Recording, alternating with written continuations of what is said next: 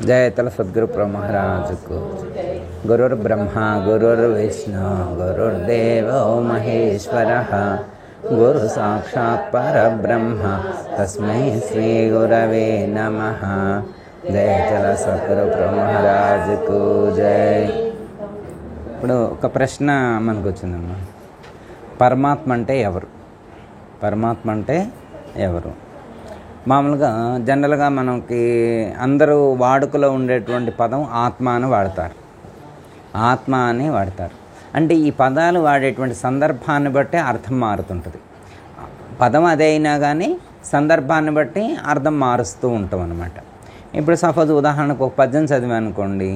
ఇప్పుడు ఆత్మశుద్ధి లేని ఆచారం అదియేల, బాండశుద్ధి లేని పాకమేల, చిత్తశుద్ధి లేని శివపూజలేలయ, విశ్వదాభిరామ వినరవేమన్.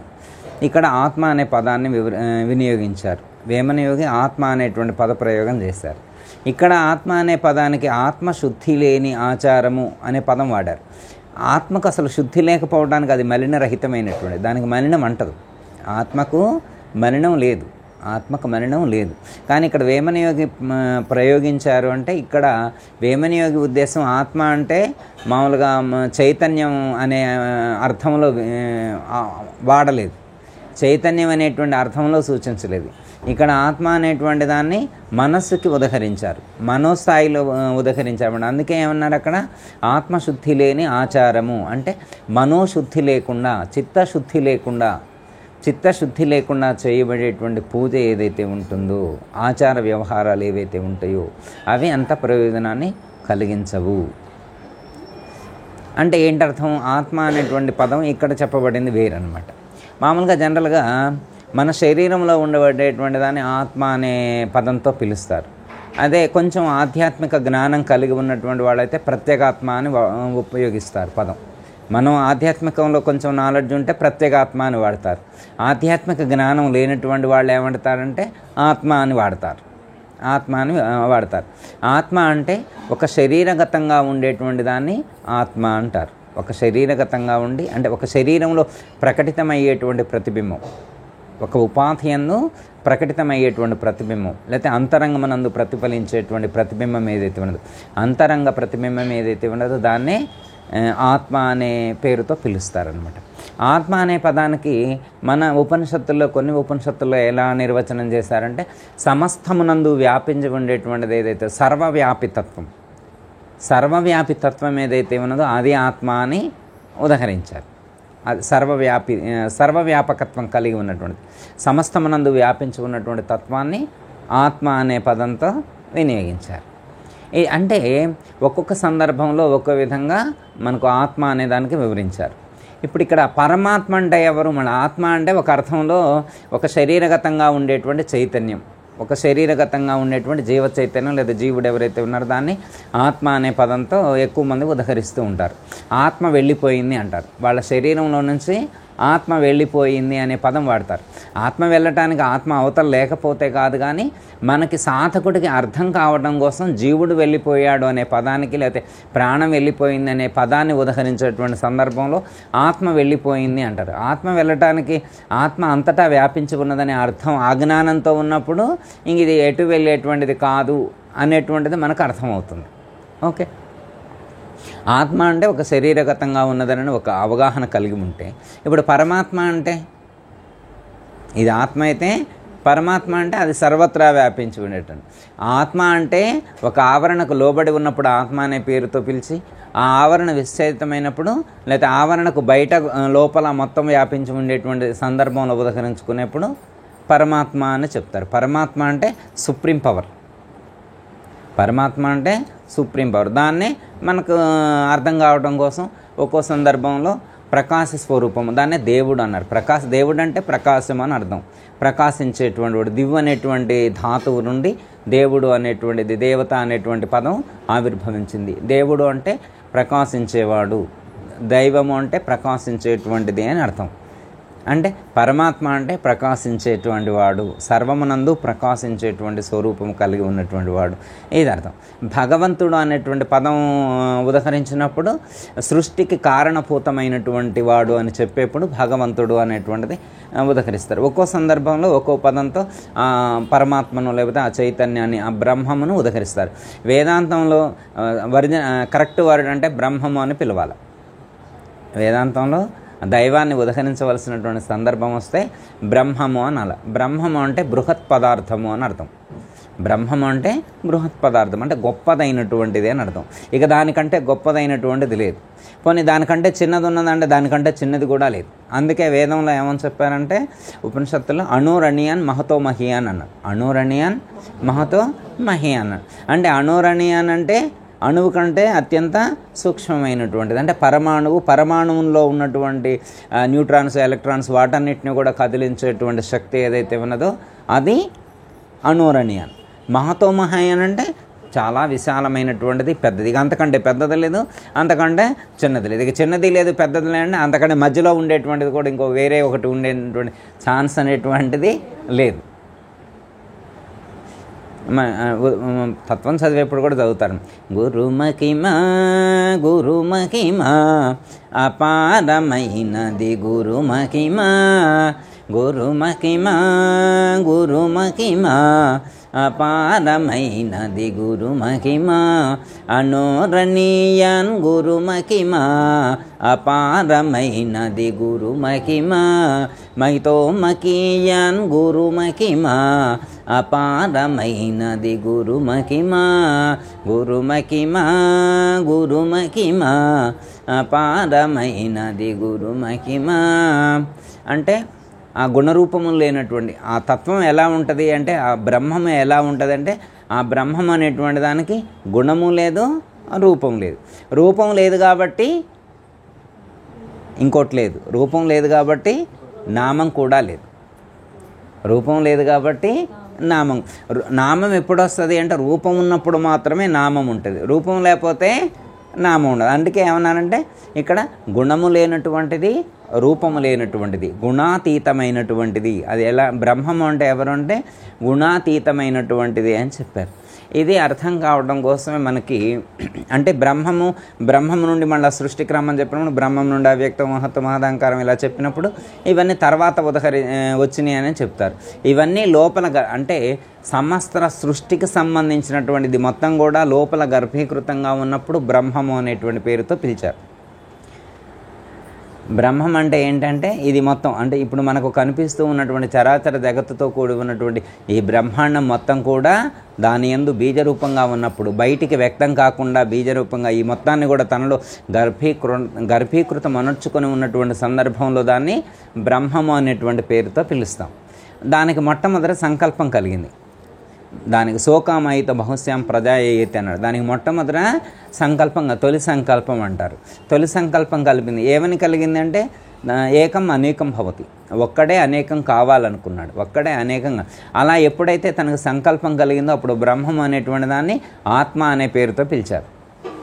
బ్రహ్మం అనేటువంటి దాన్ని ఆత్మ అంటే సంకల్పంతో కూడి ఉన్న బ్రహ్మము అంటే సంకల్పం గర్భీకృతంగా ఉన్నాడు, సంకల్పం వ్యక్తం కానటువంటి స్థితిలో ఉన్నప్పుడు బ్రహ్మము అనేటువంటి పేరుతో ఉదహరించారు. ఓకే, అర్థమైంది కదా. ఇది అంటే మనకు అర్థం కావడం కోసం ఇంకా సింప్లిఫై చేసి చెప్పారు భాగవతంలో. ఇది అర్థం కావడం కోసం భాగవతంలో ఇంకా సింప్లిఫై చేసి చెప్పారన్నమాట. మీకు గజేంద్ర మోక్షంలో ఒక పద్యం ఉంటుంది అనమాట. ఆ పద్యం మనం వింటే దైవానికి అంటే పరమాత్మ అనేటువంటి పదానికి కరెక్ట్ డెఫినిషన్ అనమాట. పరమాత్మ అనేదానికి కరెక్ట్ డెఫినిషన్ దాంట్లో చెప్పారు, నిర్వచనం చెప్పారన్నమాట. దేవుడు అంటే, పరమాత్మ అంటే ఎవరు అనేదానికి గజేంద్ర కథ ద్వారా మనకు ఉదహరించారు. ఏమిటంటే ఎవ్వని చే జనించు జగమెవ్వని లోపల నుండు లీనమై ఎవ్వని యందు నిందు పరమేశ్వరుడెవ్వడు మూల కారణంబెవ్వడు అనాది మధ్యలో ఐడెవడు ఈ సర్వము తానే అయిన వాడెవ్వడు వానిని ఆత్మభవ ఈశ్వరుని శరణంబు వేడుదని భాగవతంలో ఒక చిన్న కథ ద్వారా గొప్ప జ్ఞానాన్ని మనకు అందించారు. ఎవరు బ్రహ్మం అంటే ఎవరు, పరమాత్మ అంటే ఎవరు అంటే పరమాత్మ అంటే ఒకటే నిర్వచనం.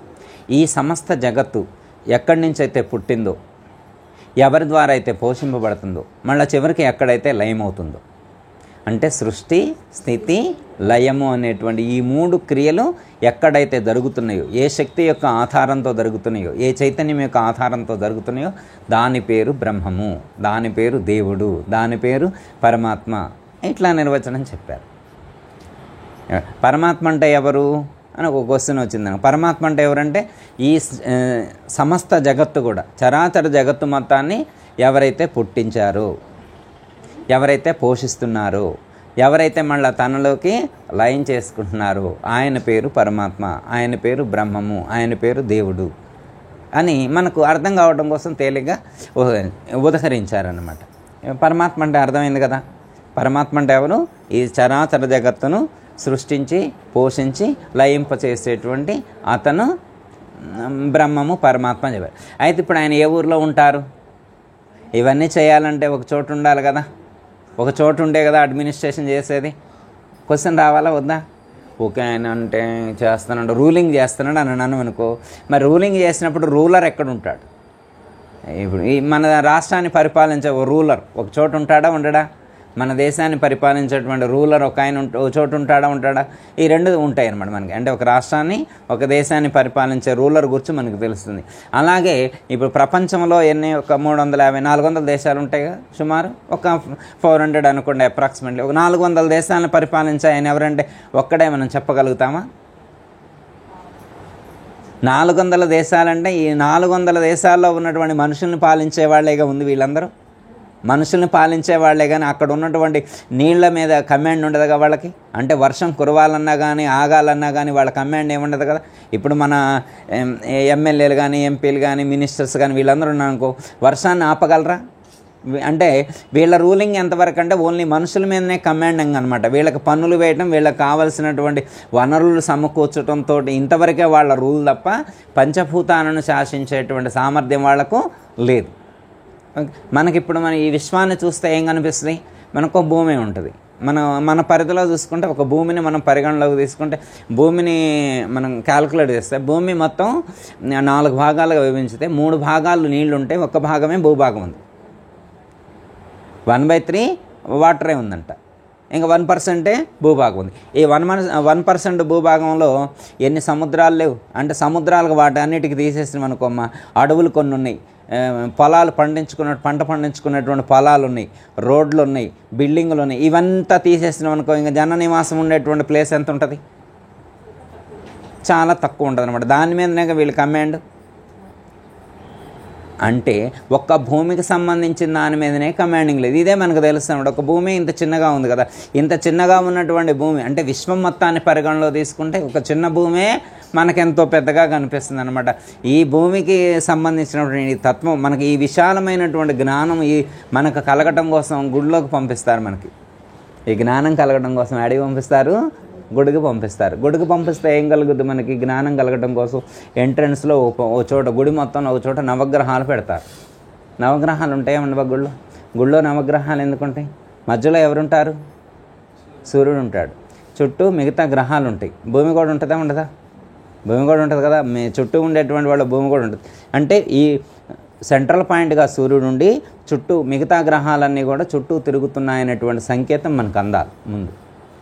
భూమి కూడా సూర్యుడి చుట్టూ తిరుగుతుంది. మన చుట్టూ అంటే భూమి తన చుట్టూ తాను తిరుగుతూ సూర్యుడి చుట్టూ కూడా తిరుగుతుంది. అంటే గ్రహాలు ఇలా తిరుగుతున్నాయి, ఇలా చెలుస్తూ ఉన్నాయి. మనం నిల్చున్నటువంటి ఈ భూమి కదులుతున్నట్టు మనకు తెలుస్తుందా? చెప్తే ఒప్పుకుంటారా? మామూలుగా ఒక రైతు దగ్గరకు ఎక్కడికి కొంచెం ఈ అవగాహన లేనటువంటి వాళ్ళ దగ్గరికి వెళ్ళి భూమి తిరుగుతుందంటే ఒప్పుకుంటారా? వాళ్ళు ఒప్పుకోరు. ఇప్పుడు భూమి తిరుగుతుందంటే మనం మాత్రం ఒప్పుకుంటామా? మనం తిరుగుతున్నట్టు మనకి ఏమైనా తెలుస్తుందా? మనం తిరుగుతున్నట్టు మనకి తెలియట్లేదు. కానీ గుడికి వెళ్ళగానే అదే ఈ జ్ఞానం కలిగిస్తారు. ముందు నవగ్రహాలను పెట్టింది మనకేదో దోషాలు పోతాయి అనేది కాదు, సైన్స్ ప్రకారంగా కూడా ఒక విజ్ఞానాన్ని అందించడం కోసం భూమి ఇలా సూర్యుడి చుట్టూ తన చుట్టూ తాను తిరుగుతూ సూర్యుడి చుట్టూ కూడా తిరుగుతుంది అనేటువంటి ఒక ఖగోళానికి సంబంధించినటువంటి జ్ఞానాన్ని కలిగించడం కోసం సంక్రాంతి పండుగ రోజున మనకి 9 చుక్కల ముగ్గు, 27 చుక్కల ముగ్గు, 12 చుక్కల ముగ్గు పెట్టి వేపిస్తారనమాట. 9 చుక్కల ముగ్గు, 12 చుక్కల ముగ్గు 27 చుక్కల ముగ్గు వేయాలన్నమాట ఆ రోజు కంపల్. 9 చుక్కల గ్రహం అంటే 9 గ్రహాలకు సంబంధించింది, 12 చుక్కల ముగ్గు అంటే 12 రాసులకు సంబంధించింది, 27 చుక్కల ముగ్గు అంటే 27 నక్షత్రాలకు సంక్రాంతి పండుగ రోజున ముగ్గుల పండుగ అంటే ముగ్గులంటే ఉత్తగా మన ఇష్టం వచ్చిన ముగ్గులు వేసుకోవడం కాదు. ఇలాంటి ముగ్గులు వేసి దానికి సంబంధించిన జ్ఞానం వాళ్ళ తాతగారు అక్కడ కూర్చొని చెబుతారు.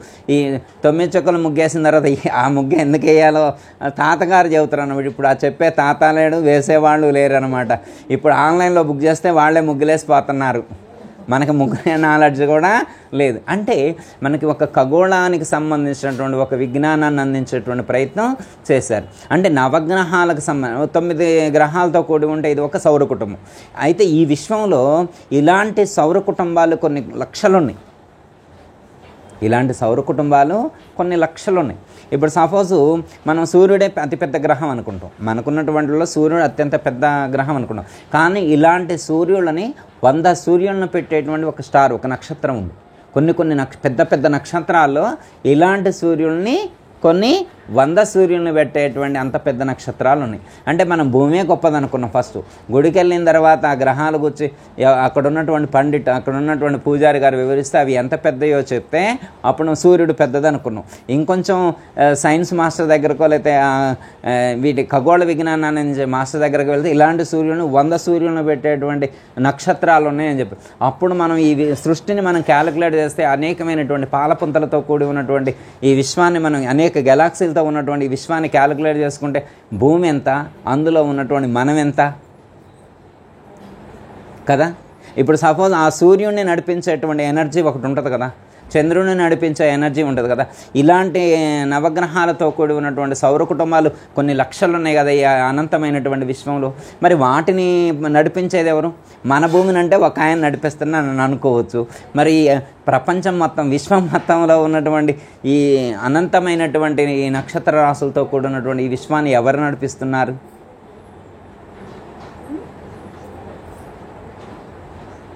అర్థమైందా?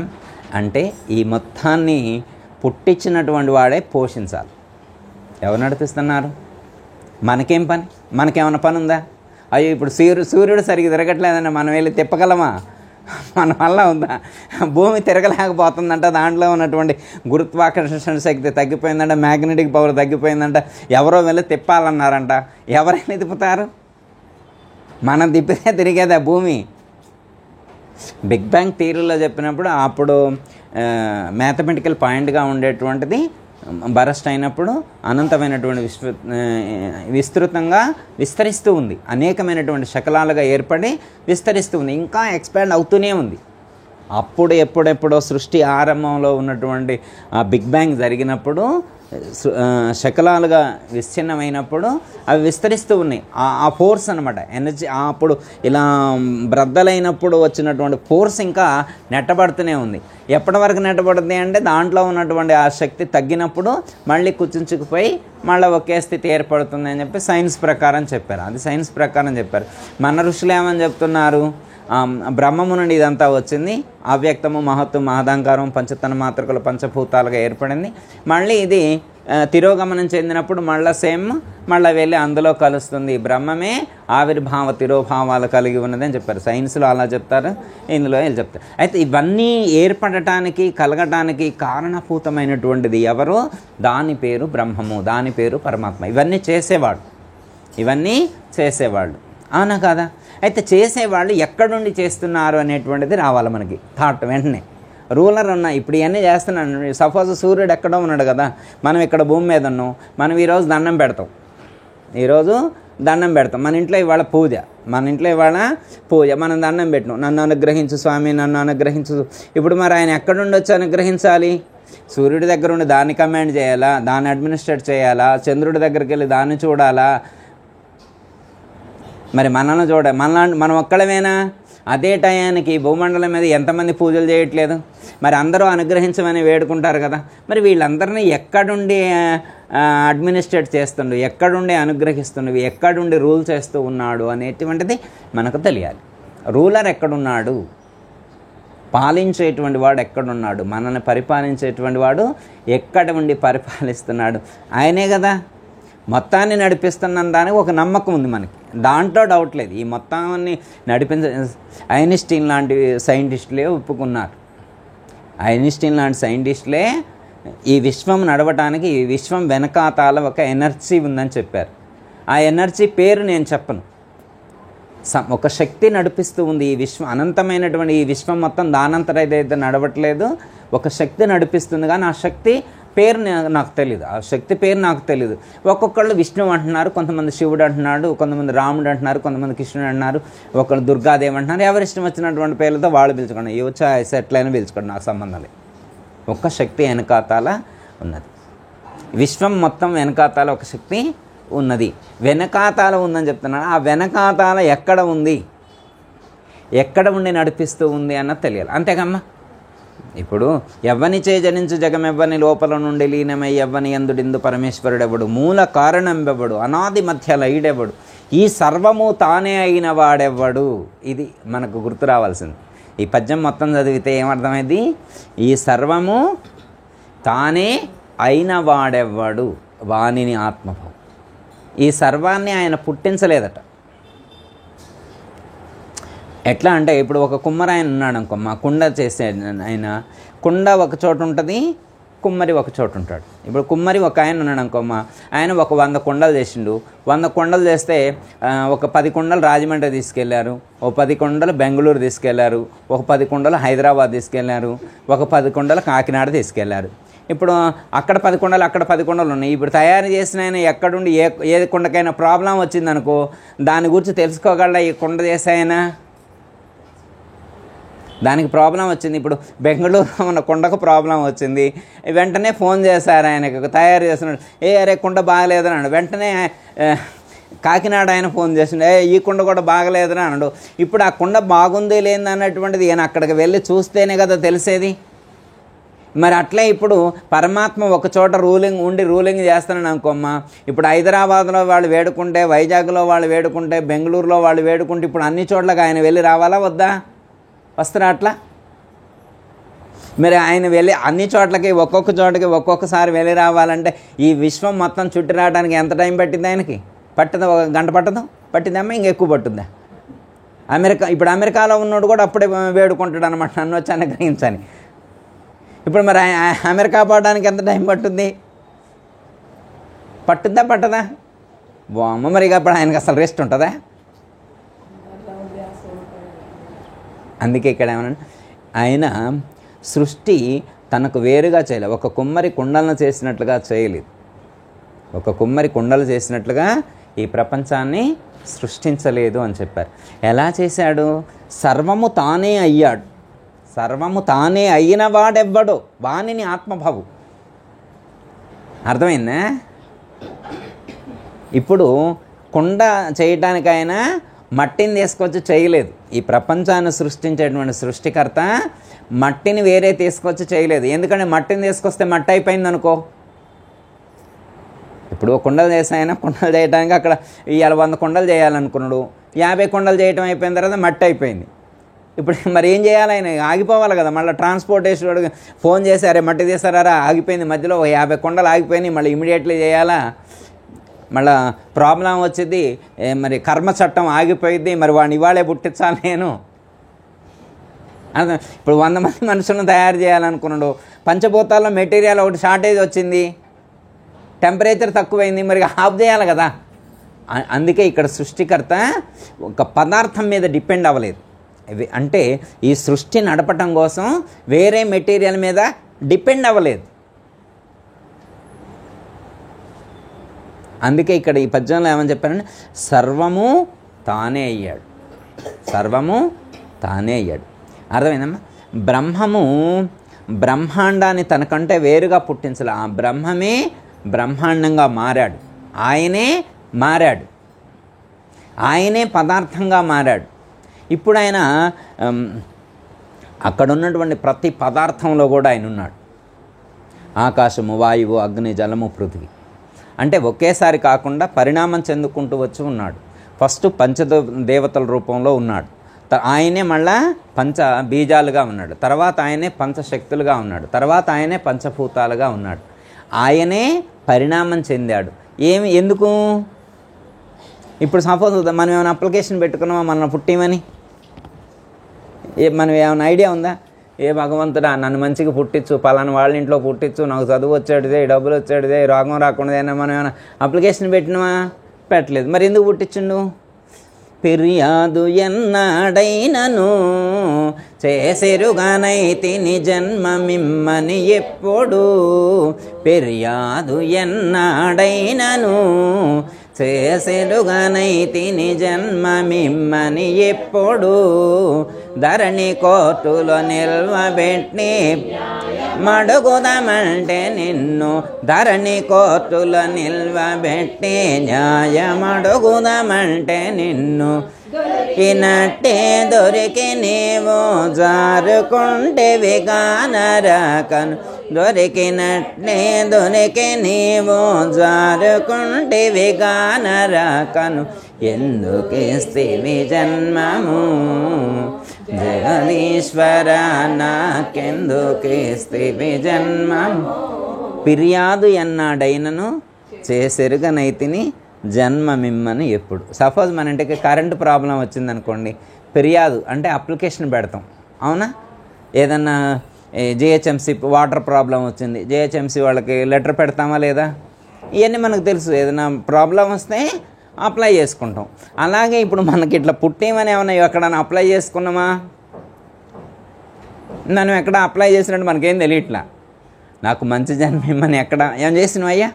నాకు మంచి లివర్ ఇవ్వాలి, మంచి కిడ్నీలు ఇవ్వాలి, మంచి హార్ట్ ఇవ్వాలి, మంచి బ్రెయిన్ ఇవ్వాలి, ఇలాంటి ఫాదర్ ఉండాలి, ఇలాంటి మదర్ ఉండాలి, ఇలాంటి వైఫ్ ఉండాలి, ఇలాంటి సన్, ఇలాంటి డాటర్ ఉండాలని మనం ఏమైనా అప్లై చేసినావా? లేదా? అన్నీ ప్రొవైడ్ చేయబడ్డాయి. అవి ఎందుకు ప్రొవైడ్ చేయబడ్డాయి ఏమైనా తెలుస్తుందా? మనకేమీ తెలియట్లేదు. మనకైతే తెలియట్లేదు. యాక్చువల్గా అయితే మనమందరం ఏమనుకుంటున్నాం? మనం పుట్టామని మనం అనుకున్నాం. సృష్టి రీజన్ ఆయన చెప్పేటువంటిది. ఆయన అంటే ఇప్పుడు ఇందాక చెప్పినటువంటి తేజ అడిగింది కదా, బ్రహ్మము, పరమాత్మ నోషన్ వేరు, మన నోషన్ వేరు. మన నోషన్ వేరు, పరమాత్మ నోషన్ వేరు. ఎట్లా అంటే పరమాత్మ ఈ ప్రపంచాన్ని సృష్టించాలనుకున్నాడు. ఎందుకు సృష్టించాలనుకున్నాడు అంటే జస్ట్ ఎంటర్టైన్మెంట్ కోసం. లీలాదేవతకి వేదాంతంలో ఇదొక్కటే పదం ఉందమ్మా, మీరు ఎక్కడైనా తెలుసుకోండి. లీలాదేవతకి తన ఎంటర్టైన్మెంట్ కోసం, తన యొక్క వినోదం కోసం, తన యొక్క ఆనందం కోసం ఈ ప్రపంచాన్ని సృష్టించాడు. ఓకే, ఈ ప్రపంచాన్ని ఎలా సృష్టించాడంటే ఆయనే ఈ ప్రపంచంగా మారాడు. ఫస్ట్ ఆయనే ఈ బ్రహ్మము నుండి అవ్యక్తము, అవ్యక్తం నుండి మహత్తు, మహత్తు నుండి మహదాంకారం, మహదాంకారం నుండి పంచతన్మాత్రలు, తన్మాత్ర నుండి పంచమహాభూతాలు, పంచమహాభూతాల నుండి చరాచర జగత్తుగా ఆయనే మారాడు. అర్థమైందమ్మా? ఆయన వేరే మెటీరియల్ తోటి తయారు చేయాలి, ఆయనే ఈ ప్రపంచంగా మారాడు.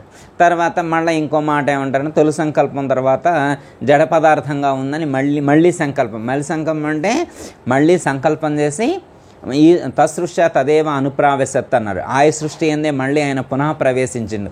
అలా పునః ప్రవేశించితే మళ్ళీ చలనం కలిగింది. దీనికి కళ్ళతో చూడటం, చెవులతో ఉండడం, ఇవన్నీ వచ్చినాయన్నమాట. యాక్టివేషన్ కలిగిందనమాట. ఇవన్నీ ఎలా జరిగినాయి? ఆయనే ఈ ప్రపంచాన్ని సృష్టించాడు. ఈ ప్రపంచంలో ఉన్నటువంటి సమస్త ప్రాణులన్నిటిలో కూడా ఆయనే ఉన్నాడు. ఈ ప్రాణిలో అన్నింటిలో కూడా ఆయనే ఉండి ఈ ప్రపంచంలో ఎంటర్టైన్మెంట్ పొందుతూ ఉన్నాడు. అవునా కాదా? అర్థమైందా?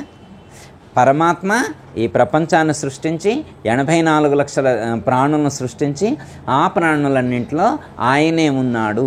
ఆ ప్రాణులన్నింటిలో ఆయనే ఉండి ఈ ప్రపంచాన్ని అనుభవిస్తూ ఉన్నాడు. ఇది వేదాంతంలో చెప్పేటువంటి సాంఖ్యంలో లాజిక్ చెప్తారు ఇట్లా. ఓకే, మనకు అర్థమవుతుందట. ఈ శరీరాలు ఎవరి? ఆయనే. మనమేం తయారు చేసుకోలే కదా. ఈ చెయ్యి బాగాలేదు గురువుగారు, అందుకే నేను మంచిగా క్రియేట్ చేసుకున్నా, అది పాత తీసేసి కొత్తది పెట్టుకున్నాను మనం అనలేం కదా. అంటే మనకు తెలుస్తుంది మనం ఇంత మంచిగా చెయ్యి తయారు చేసుకోలేమనే విషయం మనకు తెలుస్తుంది. క్రియేటర్ ఎవరో మనకు తెలియదు. కాబట్టి మంచిగా కాళ్ళు చేతులు అన్నీ మంచి, ఎక్కడా కూడా సర్జరీ చేయించుకుంటే అతుకులు పడతాయి తప్ప ఆయన క్రియేషన్లో ఎక్కడా మార్పు రాదనమాట. ఎంత అద్భుతంగా ఉంటుందో క్రియేషన్, వండర్ అనమాట. ఇంత వండర్గా ఈ సృష్టి తయారు చేశారు. సృష్టి తయారు చేసిన తర్వాత ఇందులో ఎవరున్నారు ఆడుకోవడానికి? ఆయనే ఉన్నాడు. ఇందులో ఎవరున్నారు? ఆయనే ఉన్నాడు. ఇప్పుడు ఆయనే ఉండి ఈ ప్రపంచంలో అన్నీ చూస్తూ ఉన్నాడు, వింటూ ఉన్నాడు, మాట్లాడుతూ ఉన్నాడు, చేస్తూ ఉన్నాడు. ఇవన్నీ ఎవరు చేస్తున్నారు? ఆయనే. ఎక్కడున్నాడు? మనలోనే ఉన్నాడు. ఓకే, ఇది అర్థమైంది. ఆయనే ఇందులో ఉండి ఇవన్నీ చేస్తూ ఉన్నాడు. ఇప్పుడు మరికి మనం ఉన్నామా? ఆయన ఉన్నాడా ఇందులో? అది ఇప్పుడు ఆయనే ఉన్నాడు ఇందులో. ఇప్పుడు మనం ఫెయిల్ అయినాం అనుకో, ఇప్పుడు ఆయన ఫెయిల్ అయినట్ట, మనం ఫెయిల్ అయినట్ట? అది ఆయన ఫెయిల్ అయినట్టు. మనకి మార్కులు రాలేదనుకో, ఇప్పుడు ఆయనకి తక్కువ వచ్చినట్ట, మనకి తక్కువ వచ్చినట్ట? ఆయనకి అంతే అనిపిస్తుంది కదా. ఇప్పుడు కాలుకు నొప్పి వచ్చింది అనుకో, ఇప్పుడు ఫేస్ చేయాల్సింది ఆయన నేనా? ఆయనే. మరి ఇప్పుడు మన నాకు నొప్పి తగ్గించని మళ్ళీ ఆయన అడగటం ఎందుకు? క్వశ్చన్ ఏమన్నా అర్థమవుతుందా మనకి? ఇప్పుడు ఆయనే ఉన్నాడు అనుకో, మరి ఆయనకు నొప్పి వస్తే ఆయన చూసుకోలేడా? మళ్ళీ మనం అడగటం ఏంటి? నాకు ఉద్యోగం తెప్పించు తండ్రి, నాకు ఆరోగ్యం సరిచేయి తండ్రి అని ఆయన అడగటం ఎందుకు? ఆయన ఆరోగ్యం సంగతి ఆయనకు తెలుసు. పోనీ మనం చెప్తే ఆయన ఆరోగ్యం సరి చేసుకుంటాడా? కొంచెం ఏమైనా వేరియేషన్, కొంచెం డిఫరెన్స్ కనపట్టలేదు? ఏదో ఒక చిన్న తేడా ఉంది ఈ పదంలో. గ్యాప్ ఉందా లేదా ఏకే గారు? ఇప్పుడు ఇందులో ఆయన ఉన్నాడో మనం ఉన్నాడో తేల్చుకోవాలి ఇప్పుడు ముందు. ఎందుకంటే ఆయన ఉన్నాడో నాకు తెలియట్లే, నేనున్నట్టు మాత్రం నాకు గ్యారంటీకి తెలుస్తుంది. నా శరీరంలో పుస్తకాల్లో ఎట్లయినా రాసుకోండి గురువుగారు, మాకెందుకు? అది ఉపనిషత్తులో రాస్తారా, గురువుగారు పుస్తకాలన సాంప్రదాయ గ్రంథాల్లో రాసుకుంటారు, మీ ఇష్టం ఎట్లయినా రాసుకోండి. ఇందులో ఆయన ఉన్నాడో లేడో నాకైతే తెలియదు, కానీ నేనైతే ఉన్నట్టుగా గ్యారంటీకి తెలుస్తుంది, కన్ఫామ్డ్గా నాకు తెలుస్తుంది నేనున్నట్టు. అసలు ఆయన ఉన్నదే నాకు ఇంతవరకు తెలియట్లే. మీరు వచ్చి అప్పుడప్పుడు ఈ పద్యాలు చదువుతుంటే, ఈ శ్లోకాలు చదువుతుంటే ఉండడాన్ని అనకపోతే బాగోదని చెప్పి ఉండడం తలకాయ ఊపుతున్నాం. కానీ ఆయన ఎక్కడున్నాడు గురువు గారు? నేనే ఉంటిని, మొత్తం నేనే స్ప్రెడ్ అయ్యి ఉంటిని. నేనుండబట్టే కదా నా తల్లి, నా తండ్రి, నా అక్క, నా చెల్లి, నా తమ్ముడు, నా అన్న, నా కొడుకు, నా కోడలు, నా బిడ్డ, నా అల్లుడు, ఎంత విస్తరించా నేను. అర్థమైందా? ఇప్పుడు ఇదే మనకు అర్థం కావాల్సింది అనమాట. ఇప్పుడు వేదాంతంలో ఏమని చెప్తున్నారు? బ్రహ్మము నుండే చరాచర జగత్ ఏర్పడింది, బ్రహ్మమే అన్నింటి యందు ఉన్నాడు, 84 లక్షల ఉపాధులతో కూడి ఉన్నటువంటి చరాచర జగత్తుగా మారింది ఆయనే, జగత్తుగా మారింది ఆయనే, అందులో తెలివిగా మారింది కూడా ఆయనే, ఇవన్నీ గ్రహించేటువంటిది కూడా ఆయనే, ఇవన్నీ అనుభవించేటువంటిది కూడా ఆయనే అనుభవిస్తున్నాడు. ఇవన్నీ ఎవరు అనుభవిస్తున్నారు? ఆయనే అనుభవిస్తున్నారు. ఇప్పుడు ఆయన అనుభవించుకుంటే నీకేంటి ప్రాబ్లం? ఆయన కాలు ఇది, ఈ కాలు ఎవరిది? ఆయన. ఈ కాలుకు నొప్పి వస్తే ఫేస్ చేయాల్సింది ఆయన. నువ్వెందుకు ఏడుస్తావు నా కాలు నొప్పి తగ్గించని? కొంచెం గ్యాప్ లేదా? ఉందా లేదా? కొంచెం డిఫరెన్స్ తెలుస్తుందా లేదా? ఏ మహేష్, కొంచెం డిఫరెన్స్ అంటే ఆయన ఉన్నాడో లేడో నాకైతే లేదు, నేనున్నట్టు నాకు తెలుస్తుంది కదా అమ్మ. నేను ఈ శరీరంలో ఉన్నాను అని చెప్పడానికి ఏ శాస్త్రం చదవాల్సిన అవసరం లేదు. దాని శాస్త్రం చదవాలా? నువ్వెక్కడుంటావంటే ఈ ఇంట్లో ఉంటా, ఈ ఇంట్లో కాదు ఇంకా చెప్పంటే ఈ శరీరంలో ఉంటా, నేను ఈ శరీరంలో ఉన్నాను అని అంటే ఇప్పుడు మన శరీరంలో కాకుండా బయట ఉండే నాలెడ్జ్ మనకి ఏమైనా ఉందా అమ్మ? మన శరీరంలో ఉండటమే కుదరట్లేదు మనకి సరిగా. ఈ శరీరంలో ఉండటం కుదరకనే నానా ఇబ్బందులు పడుతున్నాం, అవునా కదా? ఇంకా బయట ఉండే నాలెడ్జ్ మనకి ఆడుంది. ఇందులో నుంచి బయటకు పోయి ఉండేంత అవకాశం కానీ ఆ నాలెడ్జ్ కానీ మనకి లేదు. పడి ఉంటున్నాం ఇందులో ఉంటున్నాం కాబట్టి, పడి ఉంటున్నాం కాబట్టి ఈ శరీరంతో ముడిపడి ఉన్నటువంటి ప్రాణులు ఏవైతే ఉన్నాయో, వస్తుజాలం ఏదైతే ఉన్నదో వాటన్నిటితో కనెక్ట్ పెట్టుకున్నాం. దేంతో? ఈ శరీరంతో, అవునా కదమ్మా? సపోజ్ ఇక్కడ టీవీ ఉందనుకోమ్మా, ఈ టీవీ ఫెయిల్ అయిందనుకో, ఏదైనా పాడైందనుకో, పక్కింటి వాళ్ళు ఏమైనా ఫీల్ అవుతారా? సపోజ్ ఇప్పుడు మహేష్ బెంగళూరులో ఉన్నాడు, ఇక్కడ టీవీ పాడైంది, ఒక పెద్ద టీవీ ప్లాస్మా టీవీ పెట్టారు, అది పాడైంది అనుకో అమ్మ, బెంగళూరులో కొన్ని లక్షల మంది ఉన్నారు కదా, ఎవరైనా ఫీల్ అవుతారా? కానీ మహేష్ అనిపిదా? అయ్యో టీవీ ఫెయిల్ అయిందంట, అది రిపేర్ చేయించాలా లేదా మార్చాలని అనుకుంటాడా అనుకోడా? మరి అంతమందికి ఎందుకు కనెక్షన్ లేదు అంటే వాళ్ళందరి శరీరాలకి దానికి కనెక్షన్ లేదు, ఒక్క మహేష్ శరీరానికి దానికి, లేకపోతే సాయి కిరణ్కి ఉంటుంది. ఇంకా వేరే వాళ్ళకి మన గౌరీ ఏమని అనుకుంటుందా? ప్లాస్మా టీవీ పోయిందంట తీసుకొచ్చి పెట్టాలని గౌరీ అనుకుంటుందా? అనుకోదు కదా. వాళ్ళిద్దరే అనుకొని తెచ్చి పెట్టాలి. అది ఎందుకు అంటే ఈ శరీరం ఏ ఏ పదార్థాలతో, ఏ ఏ వస్తువులతో ముడిపడి ఉందో ఆ వస్తువుల మీదకు ఈ శరీరానికి ఉన్నటువంటి ఇంట్రాక్షన్ వల్ల, ఆ సంబంధం వల్ల ఈ శరీరం లోపల ఉండేవాడు అటువైపుగా అడుగులు వేస్తాడు. దానికి సంబంధించినటువంటి భావాలతో జీవిస్తూ ఉంటాడు, ఆ ఫీలింగ్స్తో జీవిస్తూ ఉంటాడు. అవునా కాదా? ఇప్పుడు సపోజ్ వీళ్ళు ఒక ప్లాట్ కొన్నారు జాయింట్లో, ఇద్దరు బ్రదర్స్ జాయింట్లో ఒక ప్లాట్ కొన్నారు. ప్లాట్ కొన్న తర్వాత అందులో లంకెల బిందెలు దొరికినాయి అన్నారు. మొత్తం తవ్వి తీస్తే 200 కేజీల బంగారం వెళ్ళింది. ఇప్పుడు రేటు కూడా ఎక్కువ ఉంది కదా, 200 కేజీల బంగారం వచ్చింది అనుకో, ఇప్పుడు ఎవరికి చెందిద్ది అది? వాళ్ళ అంటే ఈ ఉపాధులతో ఎవరికైతే సంబంధం కలిగిందో వాళ్ళకి హ్యాపీ. మరి బెంగళూరులో కొన్ని చాలామంది ఉంటారు, వాళ్ళందరికీ ఏమైనా హ్యాపీ ఉంటాయా? అవునా కదా? కాకపోతే మనందరం ఫ్రెండ్స్ కాబట్టి, లేకపోతే ఆధ్యాత్మిక మార్గంలో ఒకే సాంప్రదాయంలో ఉన్నాం కాబట్టి మనం కూడా సంతోషపడతాం. అయ్యో మనోళ్ళకి ఇట్లా మంచిగా ప్రాప్తించిందని సంతోషపడతాం. అంతే తప్ప ఎక్కువ ఇంట్రాక్షన్ అనేటువంటిది ఉండదు. అంటే ఏంటంటే నేను ఈ శరీరంలో ఉన్నాను, నేను ఒక శరీరంలో ఉన్నా, నేను ఒక శరీరగతంగా ఉన్నప్పుడు ఈ శరీరగతంగా ఉన్నటువంటి మిగతా ప్రాణులన్నిటితోటి ఉన్నటువంటి దేహ సంబంధీకులు లేకపోతే దేహ సంబంధ బాంధవ్యాలు, ఒక ఐడెంటిటీ ఉంది ఈ శరీరానికి. ఈ శరీరానికి ఒక ఆధార్ కార్డు ఉంటుంది, ఒక ఐడెంటిటీ ఉంటుంది, ఈ లోకంలో ఇచ్చినటువంటి ఒక ఐడెంటిటీ ఉంటుంది కదా, ఆ ఐడెంటిటీతో మనం జీవిస్తూ ఉన్నాం కదా. శరీరానికి ఐడెంటిటీ ఉంది, కానీ శరీరంలో ఉన్నవాడికి ఏం ఐడెంటిటీ ఉంది? శరీరంలో ఉన్నవాడికి ఐడెంటిటీ ఏముంది? ఫర్ ఎగ్జాంపుల్ ఒక చోట అందరినీ లైట్లు తీసుకొని రమ్మన్నారు గురువుగారు. మీ ఇంటికాడ లైట్లు వెలిగించుకొని తీసుకొని రమ్మన్నారు. మీ ఇష్టం వచ్చినటువంటి ఒక ఆయన రకరకాల మోడల్స్ ల్యాంపులు తయారు చేసుకున్నారు. ఒక ఆయన రెడ్ కలర్, ఒక ఆయన బ్లూ కలర్, ఒక ఆయన బ్లాక్ కలర్, ఒక ఆయన గ్రీన్ కలర్, ఒక ఆయన రౌండ్ షేప్లో, ఒక ఆయన 4 పలకలు, రకరకాలుగా మోడల్స్లో తీసుకొని వచ్చి అక్కడ పెట్టారు. పెట్టిన తర్వాత అందరు లైట్లు పెట్టారు, కానీ రూపాలు వేరువేరుగా ఉన్నాయి. ఆ లైట్ల యొక్క పైన ఉన్నటువంటి బాడీ అనేకమైనటువంటి రూపాలు, కానీ అన్నిట్లో ఉన్నది ఒకే రకమైన ఒత్తి, ఒకే రకమైన ఆయిల్, ఒకే రకమైనటువంటి లైటింగ్. బాడీ స్ట్రక్చర్ డిఫరెన్స్గా ఉంది. పెద్ద లైట్ ఉంది ఒకళ్ళది, చిన్న లైట్ ఉంది, రౌండ్గా ఉంది, పలకలుగా ఉంది, క్రాస్గా ఉంది, రకరకాల లైట్లు ఉన్నాయి. కానీ అన్ని లైట్లు అక్కడ పెడితే మొత్తం ఒకే ఫోకస్ వచ్చింది. పైన అక్కడ తగిలిచ్చారు, ఒక గడ కట్టే తగిలిచ్చారు, కింద మొత్తం లైటింగ్ స్ప్రెడ్ అయ్యాయి. ఇప్పుడు గురువుగారు ఏమని చేసిందంటే అక్కడ ఉన్న వాళ్ళు అందరితోటి, ఇప్పుడు మీరందరూ అక్కడ లైటింగ్ పడింది కదా, ఎవరి లైట్లో నుంచి వచ్చిన లైటింగ్ ఏదో దాని వరకు మార్క్ చేసి రమ్మని చెప్పి పంపించండి గురువుగారు. అందరికి ఒక మార్కర్ ఇచ్చి పైన లైట్లు కట్టారు, కింద మొత్తం లైటింగ్ పడుంది. ఇప్పుడు అందరికి తల ఒక మార్కర్ ఇచ్చి మీరు తెచ్చిన పై కట్టిన లైట్ ఉంది కదా, ఆ లైట్లో నుంచి వచ్చేటువంటి లైటింగ్ ఎక్కడైతే పడిందో అక్కడ మార్కింగ్ చేయండి అని చెప్పారు. చేయగలుగుతారా?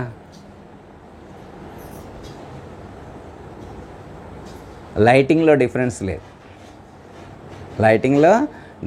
ఆ బాడీలో డిఫరెన్స్ ఉండొచ్చు, ఉపాధి రూపంలో మార్పు ఉండొచ్చు. ఇప్పుడు ఒక ఉపాధి రెడ్ కలర్ ఉండొచ్చు, ఒక ఉపాధి బ్లాక్ కలర్ ఉండొచ్చు, ఒక ఉపాధి వైట్ కలర్ ఉండొచ్చు, ఒక ఉపాధి చామంచాయి ఉండొచ్చు, ఒక ఉపాధి మందంగా ఉండొచ్చు, ఒక ఉపాధి సన్నగా ఉండొచ్చు, పొడుగ్గా ఉండొచ్చు, పొట్టిగా ఉండొచ్చు. ఉపాధులతో సంబంధం ఏముంది? లైటింగ్తో కదా సంబంధం, ప్రకాశంతో కదా సంబంధం. ఇప్పుడు మనం దేన్ని పట్టుకోవాలి? ఆ ప్రకాశాన్ని పట్టుకోవాలి. అర్థమైందా? ఇప్పుడు మనం ఇందులో పరమాత్మ ఉన్నాడా లేకపోతే ప్రత్యేగాత్మ ఉందా, నేనున్నానా అనేటువంటి ప్రశ్న వేసుకున్నప్పుడు నేనున్నాను అని తెలుస్తుంది. కాకపోతే విచారించి చూస్తే నేను ఆ పరమాత్మ కంటే భిన్నము కాదు. ఆ పరమాత్మ లోపల ఉండేటువంటి పరమాత్మ వేరే, నేను వేరే కాదు. పరమాత్మే నేను, నేనే పరమాత్మ అనేటువంటి జ్ఞానం కలిగినప్పుడు ఈ సందేహానికి, ఈ సంశయానికి తెరపడుతుంది.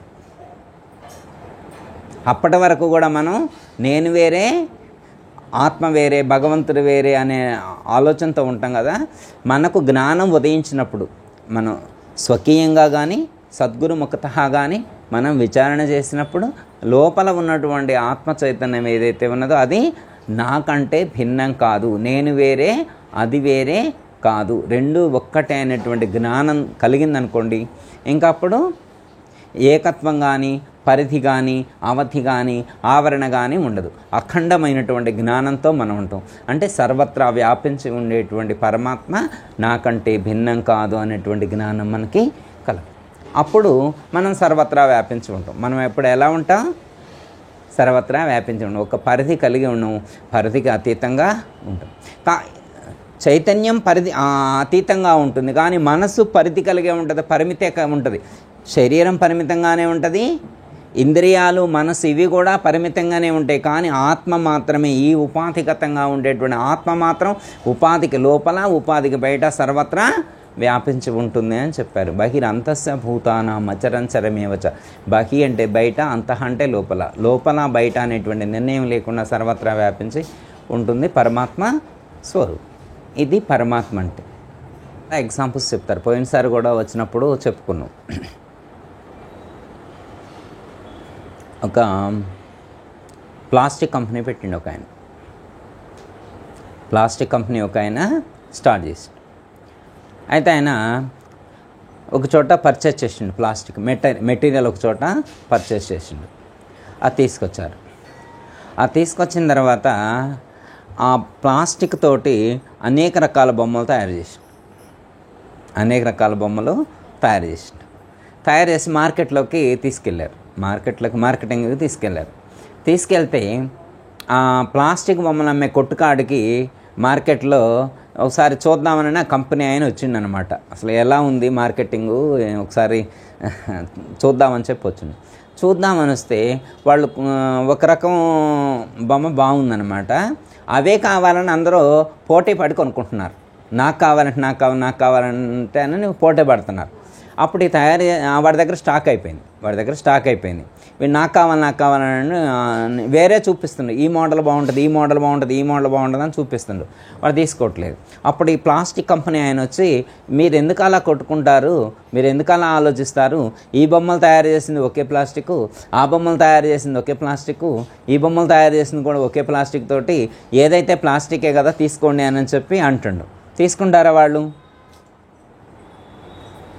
స్వీట్ షాప్ కాడికి వెళ్తాం, అన్నీ బోర్డే పెట్టడం, అన్నీ ఒకే రకమైనటువంటి నెయ్యితోటి, ఒకే రకమైనటువంటి పిండితోటి తయారు చేస్తున్నామని చెప్పి పైన బోర్డు రాశారు.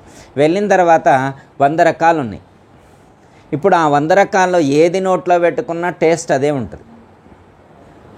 ఏది నోట్లో పెట్టుకున్నా అదే టేస్ట్ ఉంటుంది. కానీ ఇంటికి ఒకే రకం తీసుకొస్తామా? అదొక కేజీ అని అంటాం అనమాట. ఎందుకు అంటే దాని ఆకారాన్ని బట్టి, మిక్సింగ్ను బట్టి కూడా. నెయ్యి అదే వాడినా కానీ ఒకదానికి నెయ్యి పర్సెంటేజ్ ఎక్కువ వాడతారు, కొన్ని దానికి పంచదార పర్సెంటేజ్ ఎక్కువ వాడతారు, కొన్ని దానికి పిండి పర్సెంటేజ్ ఎక్కువ వాడతారు. ఆ పర్సెంటేజ్ డిఫరెన్సే తప్ప మెటీరియల్ ఒకటే, అన్నిట్లో వాడింది. కానీ మనం అన్నిట్లో వాడింది ఒకే రకం అని చెప్పి ఒకే రకం తీసుకొని వస్తామా? తీసుకొని రాము. రోజు దోశలే తింటామా? ఆ పిండితోటే నూనెలో వేస్తే పునుగులని, లేకపోతే ఇంకో గుంటలో వేసేస్తే గుంట పొంగనాలని, గౌరీ చేస్తా గుంట పొంగనాలు. అట్లా అంటే రకరకాల టేస్టుల కోసం మనం ఆలోచిస్తూ ఉంటాం. కానీ మరి పిల్లగాడు వచ్చి ఏడుస్తున్నమాట, పునుగులు లేవు, వేయటం కుదరదు, దోశలే పోస్తా అంటే నాకు పునుగులే కావాలి. రెండిట్లో ఒకే పిండిరా, ఒకే నూనె వాడేది, ఏ తిండ్రా అంటే నాకొద్దు, నాకు కావాలి, అదే కావాలి. మనం పెద్దవాళ్ళు ఏమంటాం? ఏదైతేరా అన్నిట్లో ఉన్నది అదే పిండిరా అంటాం.